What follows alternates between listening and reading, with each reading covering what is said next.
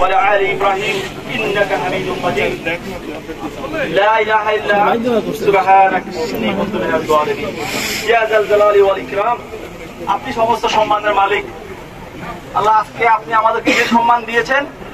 এটা আমাদের অনেকের আমি বলবো অলমোস্ট সবার জীবনের শ্রেষ্ঠতম দিন আল্লাহ আমরা এমন কিছু নাই করতে পারবো যেটা দিয়ে আপনার কৃতজ্ঞতা আমরা প্রকাশ করতে পারবো আল্লাহ আপনি আমাদেরকে যে বিজয়টা দিয়েছেন এই বিজয়টায় আমরা যেন আর হতাশ না হই আমরা যেন আরেকজন এরকম স্বৈর শাসক আমরা যেন আর না পাই বাংলাদেশটা যেন হয় মুসলিম হিন্দু বৌদ্ধ খ্রিস্টান সবার এখানে যেন সবাই একটা জাতি হিসাবে ব্রাদারহুড হিসাবে সবকিছু আমরা মেনটেন করতে পারি কোন মন্দিরে যদি আক্রমণ হয় আমরা যেন বের করতে পারি কে করেছে আমরা যেন সুষ্ঠু বিচার করতে পারি মুসলিম হিন্দুরা একত্রিত ভাবে 1971-এ স্বাধীন করেছিল আজকেও সবাই মাঠে ছিল আমাদের মধ্যে যেন আল্লাহ কখনো কোনো ভেদাভেদ না হয় আমরা পাকিস্তানের না আমরা ইন্ডিয়ারও না আমরা বাংলাদেশের এই জিনিসটা যেন আমাদের মধ্যে থাকি আল্লাহ আর আল্লাহ আমাদেরকে আপনি এমন একটা শাসক গোষ্ঠী দেন যে আপনাকে ভয় পায়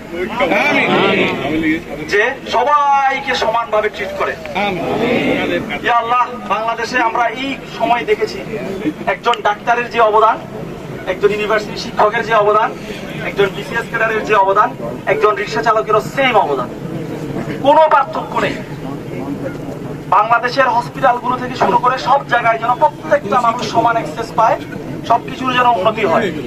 আমরা যেন একটা স্বপ্নের মতো দেশ গড়ে তুলতে পারি আল্লাহুম্মা সাল্লি ওয়া সাল্লিম আলা নাবিয়িনা মুহাম্মদ লা ইলাহা ইল্লা আনত সুবহানাকা ইন্নী কুনতু মিনাজ জালিমিন আমিন কোটা মুভমেন্টটা শুরু হয়েছে এবার আমাদের অনেক মেধা ছিল অনেক ভাইরা অনেক মেধাবী ভাইরা আছে যাদের হয়তো বাংলাদেশ অপরচুনিটি ছিল কিন্তু নাই এই কোটার জন্য আজকে তো আমরা এখানে নির্যাতিত হয়ে আমাদের এখানে আজকে আমাদের এই ওয়েস্টে আমাদের এখন আসতে হয়েছে তবে আল্লাহ তাআলার কাছে সব সময় আমরা আলহামদুলিল্লাহ আল্লাহ তাআলা শেষ পর্যন্ত এই রিজিমের আল্লাহ তাআলা বিচার করেছেন আলহামদুলিল্লাহ আরেকটা বিষয় ভাই সেটা হচ্ছে যে আমরা কালকে একটা কিয়াম লাইল করেছিলাম আপনারা যারা অবগত আছেন তাহাজ্জুদ আমরা ভাই আমরা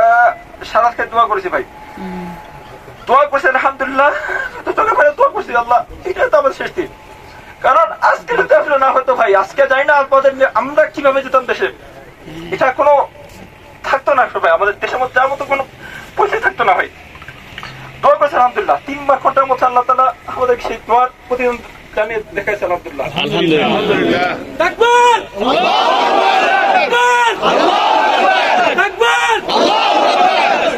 আর আমরা একটা কোরআন আয়াত পড়েছিলাম তখন এই আয়াতটা এখন আপনার সোশ্যাল মিডিয়া অনেকে বলতেছে সূরা ইব্রাহিমের শেষের দিকে ওয়ালা তাহসাবানাল্লাহা গাফিলান আম্মা ইয়ামালু যালিমুন যে তোমরা খুব চিন্তা করবে না যে আল্লাহ তাআলা জালেমদের ব্যাপারে সে অবগত নয় আল্লাহ তাআলা সব দেখতেছে আর আমরা একটা দোয়া করি ভাই আমরা সবাই দোয়া করবো আজকে আমরা যে ভাইটা কোনদের হারাইছি ভাই এইটার প্রতিটা আমরা নিব দুনিয়াতে তো অবশ্যই নিব আর আমাদের দাবি থাকবে এটা যার প্রবাসী ভাইরা আমরা যা আছি সবাই দাবি থাকবে যে যেহেতু আজকে সেনাবাহিনী তারা আজকে এটা আমাদেরকে ওয়াদা করছে যে তাদের এটা বিচার হবে বাট আমরা তাদেরকে পেশা দিতে পারছি বিচার হয় এবং আখিরাতে প্রত্যেকটা ভাই বোনের বন্ধান মানিব